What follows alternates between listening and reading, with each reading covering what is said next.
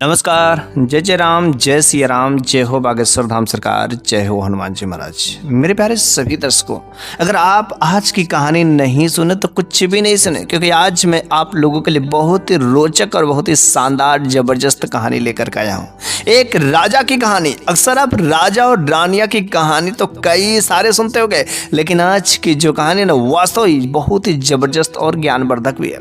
इसलिए आप इस कहानी के अंत तक अवश्य ही बने रहेंगे। तो बस चलिए हम लोग उस कहानी को बिना देर के शुरू ही कर देते हैं। तो एक बार की बात है कि एक राजा जो अपने राज्य में राज करता था, उस राजा की 6 रानियां थी। लेकिन उस राजा के पास सब कुछ थे, धन दौलत, किसी चीज की कोई कमी नहीं थी, मान सम्मान सब कुछ थे। लेकिन उस राजा की कोई औलाद नहीं होती थी। राजा ने बहुत सारे प्रयास किया, कई सारे कोशिशें किया, लेकिन 6 की 6 रानियां होते हुए भी वे रानियां सब एक भी औलाद नहीं दे सके। वे भी रानियां चाहती थी कि मेरी औलाद हो जाए, मेरी औलाद हो जाए, लेकिन हर तरीके का प्रयास असंभव हो जाता। बेचारा राजा हमेशा औलाद को लेकर के बड़ा ही चिंतित रहता कि आखिर मेरा वारिस कौन होगा, मेरे इतने बड़ा राजपाट का क्या होगा, जब कोई वारिस ही नहीं रहेगा तो भला क्या फायदा। लेकिन जो राजा साहब के मंत्री ने सुझाव दिया कि राजा साहब आप एक और अगर शादी कर लेते तो शायद उसके बदौलत आपको कोई औलाद हो सकती है। राजा ने कहा यार वैसे 6 रानियां हैं और अब एक और करना जरूरी है। उसने कहा करे कोई जरूरी नहीं है, लेकिन हाँ अगर 7वीं से अगर औलाद हो जाए तो बड़ी अच्छी बात होगी। राजा साहब की बात जो है यह मन में बैठ जाती है और वह अच्छी खूबसूरत उनके पसंद की वह लड़की ढूंढना कोशिश पसंद शुरू कर देते हैं। उसी नगर में जो है एक बुढ़िया रहती थी जो बहुत ही गरीब थी, और उस बुढ़िया की जो है एक पोती थी जो बहुत ही खूबसूरत थी। वाकई उसकी खूबसूरती के लोग दीवाना होते थे।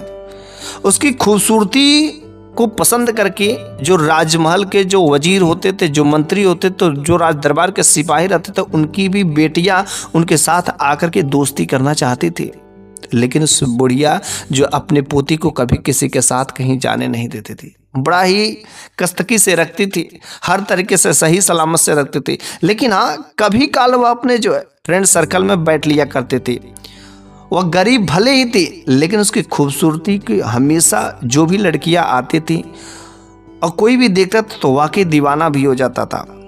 लेकिन एक बार गजब की बात तब होती है कि एक पेड़ के नीचे वह जो है लड़की अपने 4 सहेलियों के साथ में बैठ करके बातें कर रही थी। कोई जो वजीर की लड़की थी, कोई सिपाही की लड़की थी, कोई उसी राज दरबार में किसी नौकर की लड़की थी, मतलब ये सब बातें कर रही थी। तो सब आपस में कह रहे थे कि यार तुम्हारे बारे में क्या तुम्हारे मम्मी पापा ने कुछ कभी भविष्यवाणी दिखाई है कि आखिर तुम्हारा जीवन कैसे कटेगा। तो उसमें से पहली लड़की ने कहा कि मेरे मम्मी पापा कहते कि मेरे बारे में जिस बाबा ने भविष्यवाणी की थी कि तुम्हारी शादी जो है बड़ी ऊंच घराने में होगी और बहुत ही अच्छा खासा लड़का होगा, अमीर भी होगा।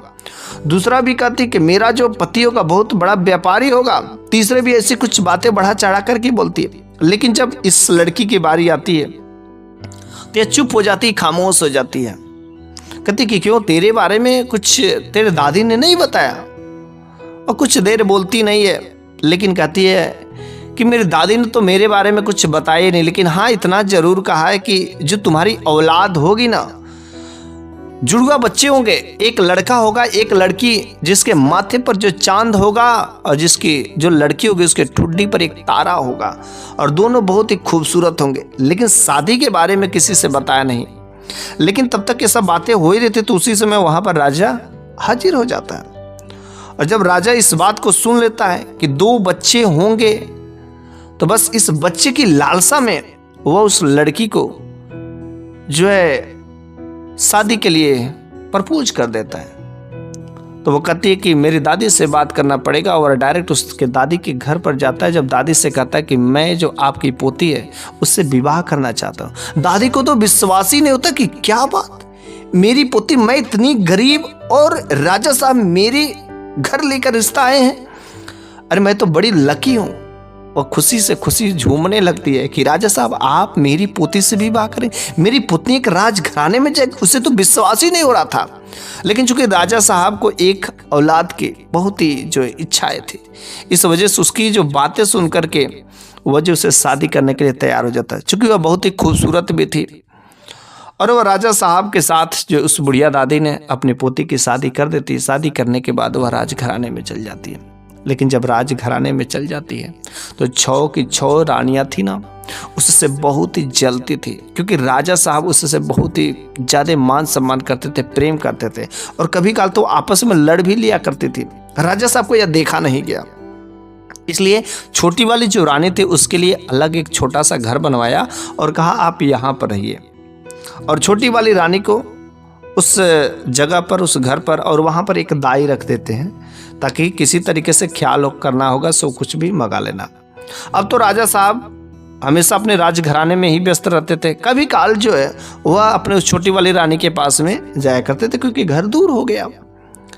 लेकिन कुछ ही दिन अभी हुए थे तब तक जो है यह खबर फैल जाती कि जो छोटी वाली रानी है गर्भवती है। और जैसे गर्भवती वाली खबर जो राजा के कानों में पड़ती तो राजा का खुशी से फूला ना समाया जाए। अब तो राजा साहब अपने राज दरबार में, अपने राज्य में जो मिठाइयाँ बांटना शुरू कर दिए कि मेरी रानी गर्भवती हो गई, मेरी रानी गर्भवती हो गई। अब तो राजा साहब उसका मान सम्मान भी करने लगे, एकदम लक्ष्मी मानने लगे।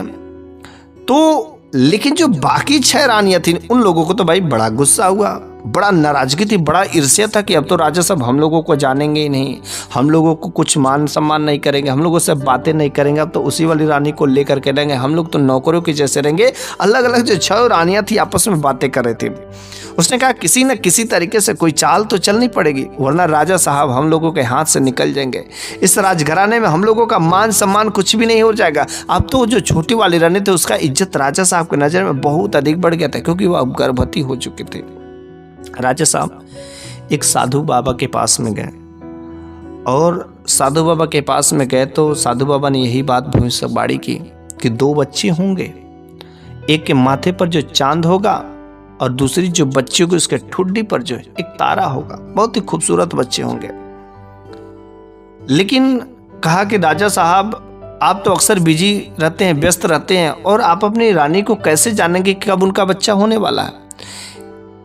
तो राजा साहब ने कहा हाँ ये तो बात आपने सच्ची कहा, आपने तो मेरे मन की बात ही छीन ली कि मैं तो अक्सर अपने राज दरबार में और काम काज में व्यस्त रहूंगा, तो मैं अपनी रानी के पास में कैसे जाऊंगा जब बच्चा होने वाला रहेगा। तो उसने कहा ऐसी बात नहीं है, मेरे पास ही एक घंटी है और वह बहुत ही चमत्कारी घंटी है, आप जो अपनी छोटी वाली रानी के पास में रख दीजिएगा और उनसे कहिएगा कि जब उन्हें जरूरत होगी तो जो है आप इस घंटी को बजा दीजिएगा, तुरंत आपको संदेशा पता चल जाएगा। जब आप दर्द में रहिएगा, जब बच्चा होने वाला रहेगा, उसी समय बस आप बुलाइएगा। तो राजा साहब गए और उस घंटी को ले जाकर के छोटी वाली रानी के पास में रख दिया और उसके बारे में बता दिया। लेकिन ये जो 6 रानियां थी इन लोगों को भी बातें पता चल जाती है कि हाँ जो है एक ऐसी घंटी है रख के गए हैं कि जब वो दर्द में रहेगी, मुसीबत में रहेगी, तो उसी समय आकर के बजा देना। 6 रानियां भी छोटी वाली रानी से मिलने के लिए जाती हैं और कहती हैं बधाई हो कि गर्भवती हो गई, बच्चा होने वाला, बड़ी अच्छी बात है। तो 6 रानियां कुछ देर बैठी और मजाक बनाने लगी, करी तुम्हारे घर में ये देखो छोटी वाली घंटी, क्या तुम भी अभी बच्चों वाली खेल खेलती हो? जैसे तुम गरीबी में थी, हमेशा जो मिट्टी में खेलती थी, पेड़ से आम तोड़ती थी, ऐसे अनेक कार्य करती थी, और अभी भी तुम्हारा जो है खेलना कूदना गया नहीं, देखो छोटी छोटी घंटियां तू घर में रखती है। कहता कि नहीं दीदी जी, एक घंटी नहीं है, राजा साहब दे करके गए हैं। उसने कहा क्या बात करे, अच्छा ये कैसे पता चल गया कि इस घंटी को बजाने से राजा साहब आ जाएंगे? उसने कहा नहीं ऐसा कहा गया है और जब मेरे को जरूरत होगा तभी बजाएंगे, हम नहीं बजाना चाहते। लेकिन वो जो 6 रानियां जिद पर आ जाती, कहती कि नहीं एक बार इस घंटी को बजा करके तो देखना ही पड़ेगा, आखिर एक घंटा कहीं मजाक तो नहीं है।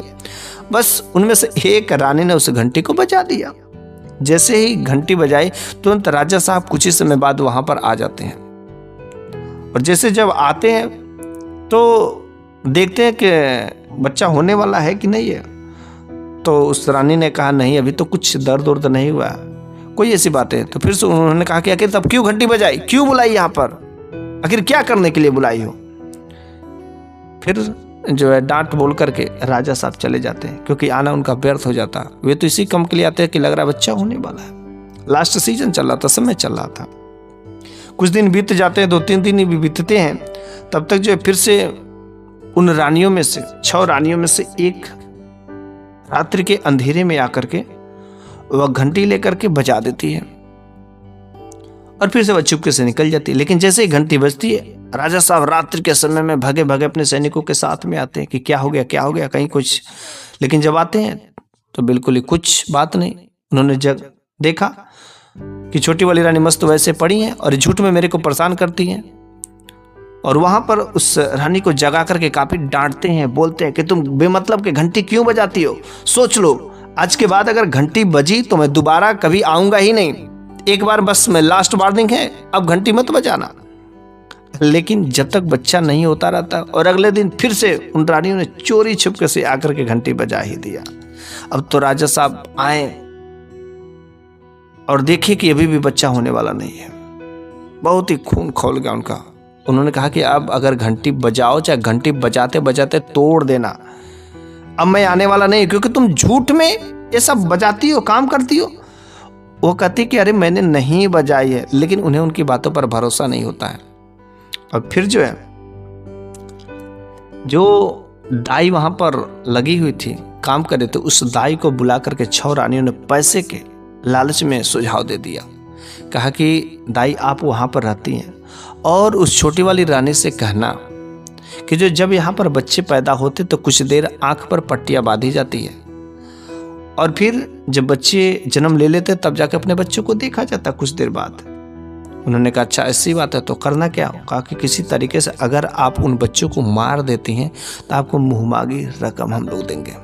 वह दाई जो पैसे के झांसे में आ जाती है, और जब पैसे के झांसे में आ जाती है, उस दिन जो जब बच्चा पैदा होने वाला था, उस दिन जो है जैसे ही बच्चा दर्द उठा, वह जो रानी, छोटी वाली रानी घंटी बजाना शुरू कर दी। घंटी बजाती रही घंटी बजाते बजाते घंटी तोड़ देती, टूट जाती है घंटी, लेकिन राजा साहब नहीं आते हैं। और जब बच्चा का डिलीवरी होने ही वाला था तो दाई ने कहा कि इस राजघराने की एक परंपरा है कि जब इतने दिनों के बाद राजा साहब का जो वंश बाहर आएगा, और आप भी बच्चे के लालायत थे, इसलिए आप जो आंखों पर पट्टी बांध लीजिए, और जब बच्चे पैदा हो जाएंगे तब जो कुछ देर बाद आपके सामने उन बच्चों को लाया जाएगा। बस उस दाई ने आंख पर पट्टी बांध करके बच्चे पैदा हुए, और जब बच्चे पैदा हुए तो उस समय वह जो है छोटी वाली रानी, इतना दर्द था कि उस दर्द को सह ना सकी, वह मूर्छित हो गई।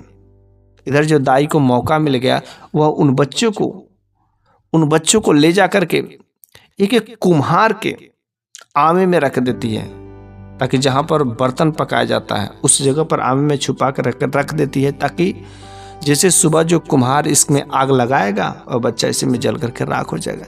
लेकिन कुम्हार में आमे से जाने से पहले जो है वो सोचती कि कुएं में डाल दे, जंगल में छोड़ दे, इधर उधर फेंक दे ताकि बच्चे मर जाएंगे, लेकिन हो सके कोई बचा ले। इस कारण से वह कुम्हार के आमे में डाल दे ताकि जल करके राख हो जाएगा।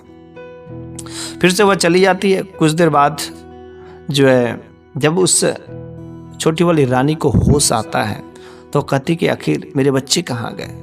तो उसी समय जो है उस दाई ने 2 छोटे छोटे कुत्ते के बच्चे वहां पर रख दिए थे, नन्हे मुन्ने से प्यारे प्यारे से बच्चे रख दिए थे। उन्होंने कहा कि रानी जी माफ कर दीजिए कि आपका कोई बच्चा तो नहीं हो सका, लेकिन बच्चे के जगह जो है ये 2 छोटे छोटे नन्हे मुन्ने बच्चे को आपने जन्म दिया। उस रानी को भरोसा ही नहीं होता है कि भला ये कैसे हो सकता है, ये तो असंभव है। बल्कि उस बाबा ने जो मेरे बारे में भविष्यवाणी की थी वो बातें गलत है क्या? नहीं, गलत नहीं हो सकती, लेकिन क्या करें, उस दाई ने ये बात साबित ही कर दिया कि आपका ही ये बच्चे हैं, दोनों छोटे छोटे कुत्ते के बच्चे। लेकिन कुछ देर बाद जो है राजा साहब को खबर हो जाती है कि आपकी रानी ने बच्चे को जन्म दे दिया। राजा साहब बड़े ही खुश होते हैं, चलो क्या हुआ, गुस्सा हुआ, लेकिन क्या हुआ, मेरी रानी बच्चे तो दिया। और बस उस बच्चे को देखने के लिए बड़े हतोत्साहित होकर के अपने उस छोटी वाली रानी से मिलने के लिए आते हैं। लेकिन जब मिलने के लिए आते हैं तो वहां पर जो दृश्य देखते हैं देख करके हैरान हो जाते हैं, क्योंकि वे 2 छोटे छोटे नन्हे मुन्ने बच्चे नहीं थे, बल्कि वहां पर 2 छोटे छोटे कुत्ते के बच्चे थे। और राजा साहब ने कहा, अरे ये तुमने कुत्ते को बच्चे को जन्म दिया है? अरे मैंने तुमसे कितनी उम्मीदें लगाई थी, कितना आस लगाया था, लेकिन सारे के सारे तुमने उम्मीद पर पानी फेर दिया। आखिर भला कुत्ते के बच्चे से तुम कैसे जन्म दे सकती हो?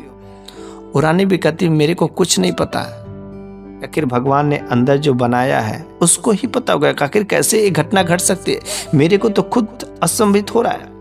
राजा साहब ने कहा कि आज के बाद मैं तुमसे इतना प्रेम करता था, जानता था, मानता था, लेकिन तुमने तो मेरा नाम ही डुबा दिया। पूरे राज दरबार में देखो लोग कैसी कैसी बातें कर रहे हैं कि रानी ने जो कुत्ते को बच्चे को जन्म दिया, कुत्ते को बच्चे को जन्म दिया। अब देखो मेरी नाक कट गई है, आज के बाद तुम मेरी रानी कहलाने के फर्ज नहीं हो। वो अपने सैनिकों से आर्डर देता है कि इस जो छोटी वाली रानी, इसके बाल को कुतरा दिया जाए, काट दिया जाए, और फिर जो हाथ में लाठी लेकर के राज दरबार में ऐसे छोड़ दिया जाए। ऐसे भीख मांगेगी और भीख मांग मांग करके खाएगी। उधर जब उस कुम्हार में के वह बर्तन में रख करके चली आई रहती है, इधर जो रानी को दंड में मिल जाता है। और जब सुबह जो कुम्हार जो है आमे में आग लगाने जाता है तो उसे कुछ हलचल महसूस होती है, किसी के रोने की आवाज आती है।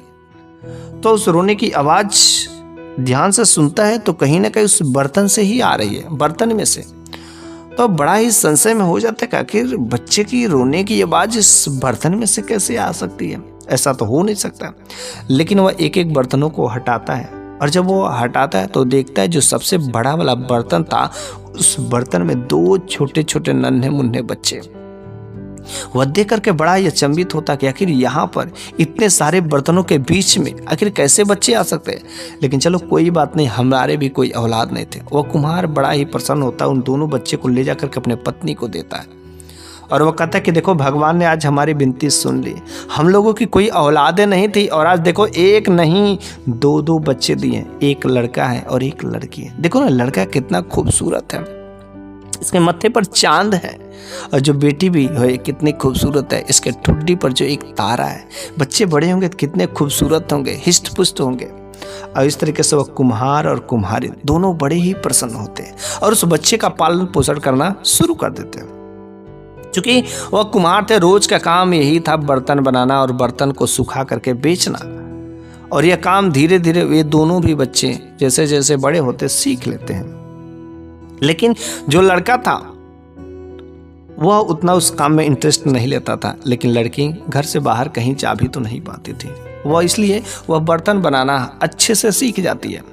लेकिन वह जैसे जैसे दोनों बच्चे बड़े होते हैं बहुत ही खूबसूरत होते हैं, दीवाने होते हैं, अच्छे होते हैं, और वह लड़का जो है अक्सर जो किसी काम काज के चक्कर में जो है उस राज दरबार से जो गुजरता था, किसी रास्ते से जब गुजरता था तो वह जो औरत थी उसकी माँ थी जो राजा साहब ने दंड दिया था, बेचारी लाठी लेकर के भीख मांगती थी। वह जब उस लड़के को देखती थी उसके मत्थे पर चांद दे करके बड़ी ही हैरान हो जाती थी, उसका दिल ऑटोमेटिक उसकी तरफ खींचा चला जाता था, और वह जब तक उसका पीछा करती थी जब तक उसके शरीर में दम रहता था। हर दिन उसका यही काम था, लेकिन हिम्मत नहीं होती थी कि मैं कैसे किसी दूसरे बच्चे को मैं किस तरीके से बोलूं, और उसका दिल उसकी तरफ ऑटोमेटिक खींचा चला जा रहा था। और इधर जो उसका कुम्हार वाला धंधा जो है वो लड़की वो भी बड़ी हो जाती है, उसके ठुड्डी पर तारा गजब का खूबसूरती था, और उस लड़के के जो मत्थे पर चांद था उस चांद को देख करके लोग जो बड़े ही उस लड़के के बातें करना पसंद करते थे, उसके साथ रहना पसंद करते थे, क्योंकि वो बातें भी बड़ी अच्छी करता था। इस तरीके से उसका काम धंधा भी अच्छा खासा चला था, और उसने एक घोड़ा लिया और उसने फैसला किया कि तुम बहन घर पर आना, और अब हम जो जंगल में जाएंगे शिकार खेलने, और वहाँ से शिकार करके लाएंगे तो अच्छा खासा हम लोगों का खाना पाना भी बनेगा, तुम्हें सब काम करना।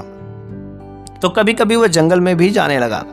लेकिन एक बार जो है जंगल में जब जाते हैं तो राजा साहब भी उस दिन शिकार खेलने गए रहते हैं, और राजा साहब की नज़र जब उस लड़के पर पड़ जाती है तो उन्हें याद आ जाता है कि अरे इस लड़के के तो मस्तिष्क पर जो चांद है, और जैसा कि बाबा जी ने भविष्यवाणी की थी कहीं ये लड़का वही तो नहीं है, इसके बारे में कहीं ना कहीं तो इसमें मुझे पता करना ही पड़ेगा।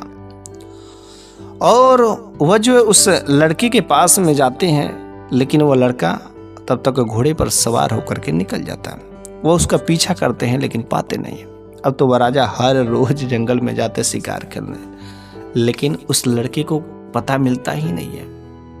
वो लड़का हर दिन अलग अलग रास्ते से बदल करके जाता था कुछ नया चीजें सीखने के लिए।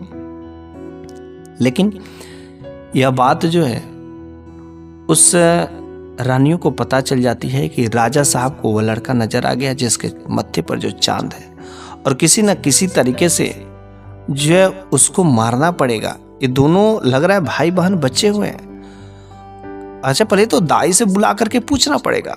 तो फिर उन 6 रानियों ने दाई को बुलाया और दाई से कहा कि क्या तुमने दोनों बच्चे को मार दिया था कि नहीं मारा था? उसने कहा मैंने तो कुम्हार के आमे में रख दिया था, और कुम्हार जब आग लगाया होगा तो जल करके राख होंगे। लेकिन चलिए कोई बात नहीं, पहले इसके बारे में हम पता करते हैं। इधर जो है जब वो कुम्हार के घर जाता है तो कुम्हार और कुम्हारी दोनों लोग कुछ दिन पहले ही मर गए थे। तो उस घर में जो 2 बच्चे रहते हैं, दोनों लड़के बहुत ही खूबसूरत, मत्थे पर जो चांद और इसके चेहरे पर जो ठुड्डी पर जो तारा था, वह देख करके तुरंत उस बच्चों को पहचान लेती है। और जब बच्चों को पहचान लेती तो वो उस घर का दरवाज़ा खटखटाती है और उन बच्चों से कहती है कि यहाँ पर कौन है। तो फिर जो वहाँ पर 1 गिलास पानी मांगती है और पानी पी करके चल जाती है। लेकिन मन ही मन जो पूरी रात उसको नींद नहीं आती कि किसी न किसी तरीके से इन लोगों को ख़त्म करना ही पड़ेगा। अगर ये ख़त्म नहीं हुए तब तो भाई हमारे लिए संकट बढ़ता ही जाएगा। तो उसने कहा, सोचा, रात में प्लान बनाया और अगले दिन फिर से जो है उस घर पर जाती है। और उस समय उसका जो भाई रहता है शिकार खेलने चला गया रहता है। उसकी बहन से कहती है कि देखो, मैंने तुम्हारे बारे में एक बाबा से भविष्यवाणी कराई है कि तुम्हारी जिंदगी बहुत ही जहन्नुम बनने वाली है। लेकिन अगर तुम अपनी जिंदगी को अच्छा चाहती हो, संवारना चाहती हो, तुम्हारी शादी भी एक खूबसूरत जो राजकुमार से होगा, इसके लिए तुम्हें कुछ करना पड़ेगा। तो उस लड़की ने कहा, क्या बात कर रही है, मेरे को कुछ करना पड़ेगा, क्या चाहिए? उसने कहा कि एक जो है बहुत दूर जो एक जंगल में एक फूल है मुकुंदी का, अगर वह मुकुंदी का फूल जो है तुम्हें मिल जाता है तो तुम्हारा जीवन जो है पूरी तरीके से सुखमय हो जाएगा। बस उस मुकुंदी का फूल ला करके अपने पास में रख लेना। उसने कहा, आखिर ये कैसे मिलेगा? उसने कहा, एक काली पहाड़ी है और वो काली पहाड़ी के नीचे जो है एक जो है राक्षस है, और उस राक्षस के पास में जो एक मुकुंदी का फूल है, अगर वह मिल जाए तो तुम्हारा जीवन सार्थक हो जाएगा। बस वो लड़की उस दिन जो मुंह फुला करके बैठ जाती है। शाम को उसका भाई आता है तो वो उससे सही से बातें भी नहीं करती हैं। तो भाई कहता है, अरे बहना क्या हुआ, तुम्हें क्या परेशानी है, क्या चाहिए? वो कहती कि नहीं, मुझे आपसे बात नहीं करनी है। वो प्यार से कहता है, अरे बहना बताओ ना तुम्हें क्या चाहिए और क्यों आज तुम्हारी व्यवहार ऐसा हो गया? उसने कहा, मेरे को मुकुंदी का फूल चाहिए। उसने कहा, मुकुंदी का फूल? ये आज तक तो मैंने नाम सुना ही नहीं था। तो उसने कहा, आखिर ये क्यों चाहिए? उसने कहा ना, बस मेरे को चाहिए तो चाहिए। वो जिद पर आ जाती है। उसने कहा, अच्छा बाबा ठीक है, मैं ला करके दे दूंगा, लेकिन पहले ये तो बताओ आखिर ये मिलेगा तो मिलेगा कहाँ? तो उसने कहा कि यह जो है दूर जो है एक काली पहाड़ी है और उस काली पहाड़ी के नीचे जो एक ही पेड़ है जिसकी रखवाली वह राक्षस करता है। अगर उस राक्षस से आप मेरे लिए उसका फूल ला देंगे तो मेरा जीवन सार्थक हो जाएगा। उसने कहा, ठीक है, आज तो खाना दाना बनाओगे कि नहीं बनाओगे? कल का जो है अवश्य तुम्हारे लिए ये व्यवस्था करेंगे। फिर जो उस दिन खाना खा करके विश्राम करते हैं, सुबह होता है और वह जो लड़का जो है उस मुकुंदी का फूल लेने के लिए तैयार हो जाता है और अपने खाने पीने का सामान जो घोड़े पर सवार होकर के रख लेता है और फिर से वह पार करने शुरू कर देता है। जंगल में जाता है और जंगल में काफ़ी रास्ता जो है सफ़र करता है। सफ़र करने के बाद जो है आगे जो है एक राक्षस नजर आता है। उस राक्षस ने उस आदमी जात की सुगंध को सूंघ करके उसके सामने आ गया। कहा कि बड़े दिनों के बाद जो आज किसी आदमी का यहाँ पर जो आना हुआ है और आज तो मेरा निवाला मुख का बड़ा ही अच्छा होगा। बस यह लड़का चूंकि काफ़ी होशियार था, उसने कहा, मामा जी नमस्कार। जैसे ही वह मामा कहता है कि वह बड़ा ही राक्षस हैरान हो जाता है। कहता, करे मेरे भतीजे कब से बन गए? उसने कहा, आपको पता ही नहीं है, अरे आप मेरे मामा ही हैं। वह कहता है करे जब तुमने मेरे को मामा बना लिया तो भला मैं अपने भांजे को मैं कैसे खा सकता हूँ, मैं नहीं खा सकता हूँ। बोलो तुम्हें क्या चाहिए और यहाँ पर किस काम के लिए आए हो। तो उसने कहा मेरे को मकुदी का फूल चाहिए। तो उसने कहा कि इसके बारे में तो मेरे बाबा ही बता सकते हैं। और कुछ देर में एक विशाल शरीर वाला बूढ़ा बुजुर्ग, वह जो राक्षस का सरदार जो आता है, और वह तुरंत छी मानो आदमी जात की मानव जात के जो सुगंध को सूंघता हुआ आता है। कहता है करे कितनी अच्छी सुगंध आ रही है और आज हम लोगों का नेवाला बड़ा ही अच्छा होगा। बस जैसे उस लड़के ने उसको देखा जिसके चेहरे पर जो चांद था, लेकिन उस बूढ़ी राक्षस से मिलने से पहले उसने तुरंत कहा कि नाना जी नमस्कार। अरे नाना जी आप कैसे हैं, ठीक ठाक है कि नहीं है। वो कहता है कि नाना जी अरे आज कितने दिनों के बाद मेरा पोता हो गया और मेरे को पता ही नहीं। अब तो मैं अपने पोते को भला मैं कैसे खा सकता हूँ, अब तो मेरे को अपने पोते की सहायता करनी पड़ेगी। और वह बूढ़ा जो राक्षस था उसके पास में आकर के कहता है कि बताओ पोतो तुम्हें क्या चाहिए और तुम्हें किस चीज़ की जरूरत है। उसने कहा नाना जी मुझे जो है कुंदगी का फूल चाहिए। और वह फूल कहाँ मिलेगा। उसने कहा यह जो फूल है ना, एक बहुत दूर जाओगे यहाँ से, इस जंगल को पार करोगे तो एक ऐसा रास्ता मिलेगा कि जहाँ से ऐसा लगेगा कि आगे जाना ही मुश्किल है। वहाँ पर तुम कहना कि मेरे के लिए जो भी यहाँ पर रखवार हो मेरे के लिए रास्ता चाहिए और मेरे को रास्ता दो। और कुछ ही समय में वहाँ पर जो है रास्ता मिल जाएगा और उसको पार करके एक दरिया मिलेगा, उस दरिया को पार करना है। उस दरिया के बाहर जो है एक बहुत विशाल पेड़ मिलेगा, उस पेड़ के नीचे एक राक्षस होगा, उसी राक्षस के पास में वह जो फूल तुम्हें मिलेगा। फिर जो है रास्ता बता करके वह जो घोड़ा लेकर के निकल जाता है और वह रास्ता आ ही जाता है कि ऐसा लगता है कि यहाँ से कुछ रास्ता ही नहीं है। फिर वहाँ पर नमस्कार करने के बाद, प्रणाम करने के बाद जो है वह कहता है कि जो भी यहाँ के देवी देवता हो मेरे को कृपया सहायता कीजिए और मेरे को रास्ता दीजिए। और कुछ ही समय में उसे अच्छा सा रास्ता मिल जाता है, रास्ता पार करता है। और जब रास्ता पार करने के बाद जो है एक दरिया मिलता है और उस दरिये को पार करने के बाद जो है वह उस पार जाता है तो एक विशाल पेड़, लेकिन जब विशाल पेड़ तो नजर आ जाता है लेकिन उससे कहीं वह फूल नहीं नजर आता है, क्योंकि आज तक उसने देखा भी नहीं था। उसने कहा यार यहाँ पर पता करना कैसे जरूरी है, कैसे पता करेंगे कि ये फूल ही है। लेकिन वहां पर एक चीज देखता है कि यहाँ पर एक लड़की है जो सोई पड़ी है और ऐसा उसके शरीर में कुछ हलचल ही नहीं होता है। तो उस लड़की के पास में जाता है, हिलाता है, डुलाता है, लेकिन कुछ भी आवाज नहीं आती, कोई हिलचल नहीं होती। तो वो समझता है कि तुम मर गई है। लेकिन वहां पर दो छड़ी रखी गई थी, एक सर के पास में और एक गर्दन के पास में। उसने क्या किया कि उस छड़ी को उठाया और छड़ी को जो है देख रहा था, लेकिन जब छड़ी को डिस्टर्ब किया तो उसने कहा मेरे को तो यहाँ का सामान कोई छूना भी नहीं चाहिए। और फिर से उस छड़ी को रख दिया। जैसे छड़ी को रखा तो छड़ी में हेर फेर हो गया, जो सर के पास में रखी थी वो पैर के पास चले गए, पैर वाला सर के पास आ गया। वो लड़की तुरंत जो उठ जाती है और जैसे ही वो लड़की उठ जाती है तो तुरंत जो है उसको देखती है तो उसके चेहरे पर जो एक मत्थे पर चांद चमक रहा था, वह देख करके उसको दीवाना हो जाती है। कहती करी इतना यहाँ पर और आप कैसे आ गए, इतना घनघोर जंगल में इतना दूर आप कैसे यहाँ पर आ गए बच फिर के। उसने कहा छोड़ो, मुझे इस चीज़ का फूल चाहिए और कैसे मिलेगा। उसने कहा देखो मैं यहाँ पर एक राक्षस की दासी बन करके रहती हूँ, वह राक्षस जो मेरे को यहाँ पर पकड़ करके लाया और जब वह रहता है तो मेरे को उठाता है और वरना मेरे को मरणासन स्थिति में बना करके चला जाता है। और इसके लिए जो दो छड़ियाँ, एक शांति है एक कांति है, हेर फेर कर देता है तो मैं उठ जाता हूँ, फिर से जो है सही कर देता है तो मैं मरणासन स्थिति में चला जाता। और तुमने भी ऐसा ही काम किया।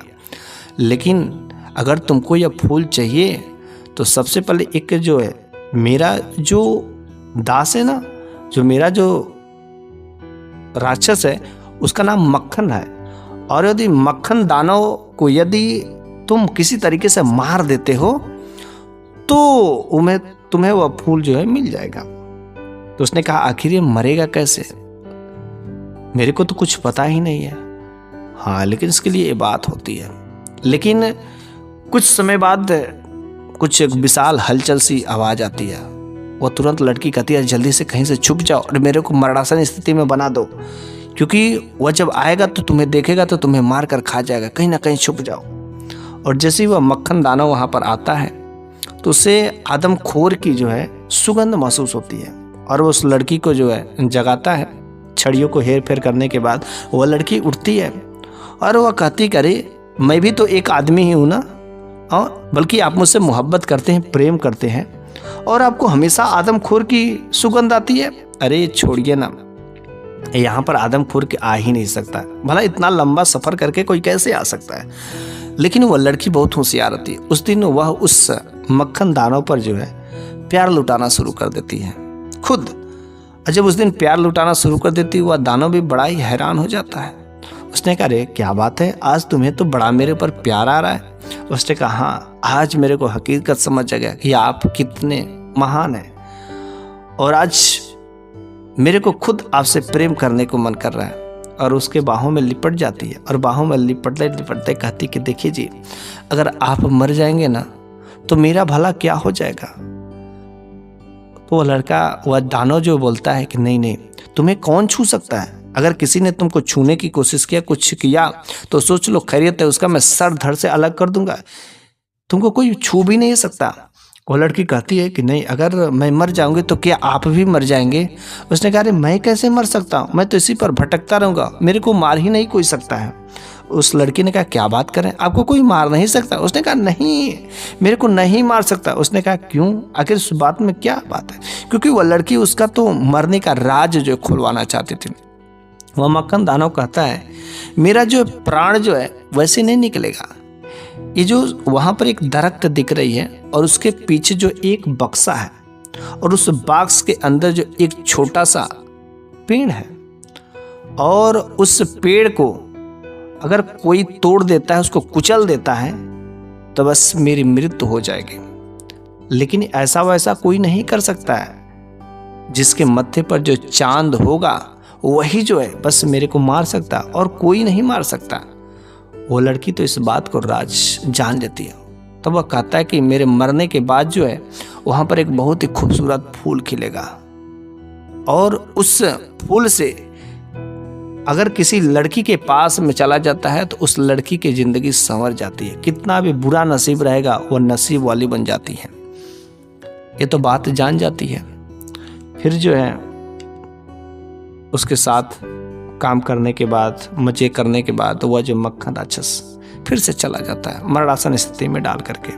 जैसे ही वह जाता है तुरंत वह लड़का आता है, फिर से जो छड़ी को हेर फेर करता है, उस लड़की को जगाता है और कहता है कि क्या तुमको पता चला मक्खन दानव को मारने की राज। उसने कहा हाँ, मेरे को सब कुछ पता चल गया।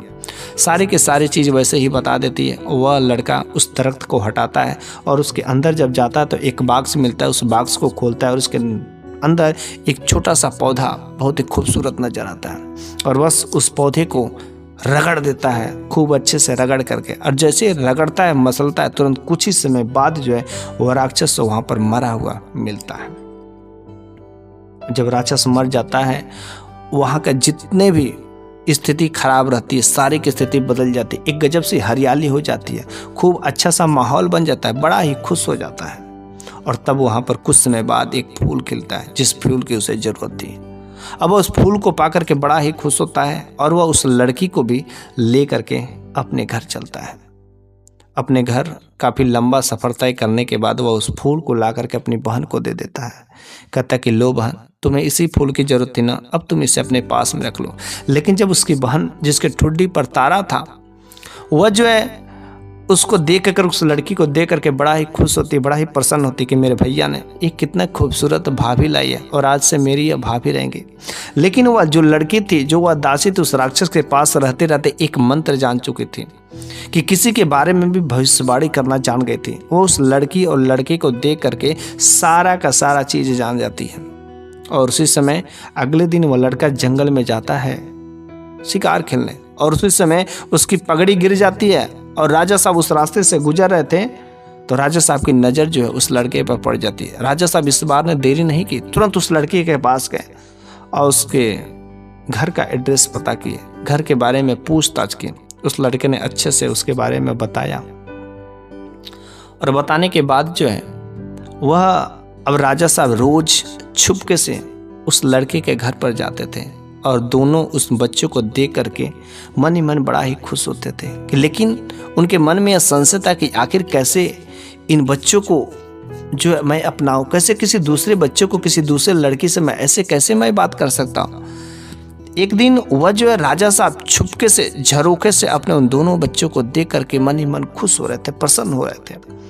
तब तक जो लड़की जंगल में थी, जो राक्षस के पास थी, वह जो उन राजा साहब को छुपके से देखते हुए देख जाती है और वो कहती करे ये तो एक राजा है और भला राजा साहब आखिर इस तरीके से कैसे छुप रहे हैं।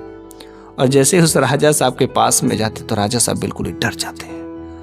लेकिन वो लड़की तुरंत राजा साहब के बारे में सारी की सारी चीजें पता कर लेती है और वो समझ जाते कि जो दोनों बच्चे हैं ये दोनों बच्चे राजा के हैं, लेकिन इनके साथ में ऐसी ऐसी स्थिति हुई है। तो राजा साहब से वो लड़की कहती है कि राजा साहब आप जिस बारे में सोच रहे हैं ना, आप संशय में हैं कि ये दोनों बच्चे आपके ही हैं। उसने कहा क्या बात कर रही हैं, ये दोनों बच्चे हमारे हैं, तो बस किसी तरीके से मेरे को उन बच्चों से मिलवा दो। फिर से वह लड़की उन दोनों लड़कों को बुलाती है और उस राजा साहब के सामने वहां पर खड़ा कर देती है और उन दोनों बच्चों से कहती है कि देखो आज तुम्हारी उम्र जो भले ही बड़ी हो गई है, लेकिन तुम्हें आज तक अपने बाप के बारे में नहीं पता था, तुम्हारे जो हकीकत के माँ बाप उनके बारे में नहीं पता था। और आज मैं बताती हूँ कि जो राजा साहब है ना, ये तुम्हारे बाप हैं। जैसे ये बात उन दोनों लड़कों को पता चलती है तो तुरंत वह राजा साहब के गले पड़ जाते हैं।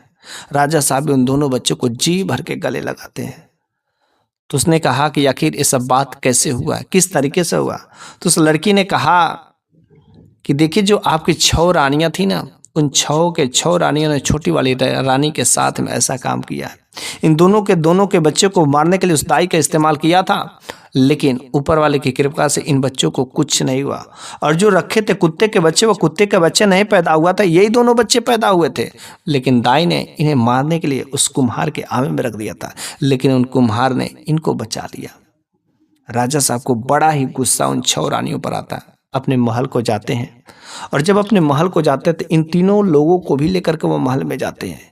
वे 6 रानियां जब इस लड़का और लड़की को देखती जिसके मत्थे पर चांद और ठुड्डी पर तारा, वह हैरान रह जाते कि आखिर राजा साहब आखिर उन बच्चों को ला ही लिए। बड़ा ही हैरान होते कि अब हमारे साथ में क्या होगा। वह दाई भी बिल्कुल ही डर जाते। राजा साहब ने उन दाई को भी बुलवाए, फिर जो एक अच्छी सी पालकी मंगाई और उन पालकी को खूब अच्छे से सजा धजा करके कहा कि मेरी जो सबसे छोटी वाली जो रानी है ना, उसको जाओ तो सब सजा धजा करके इज्जत भाव से लेकर के आओ। सैनिक उसके पास पालकी लेकर के जाते हैं और खूब अच्छे से सजा धजा करके उसको लेकर के आते हैं, जो शहर में घूम घूम करके इधर उधर भीख मांग रही थी।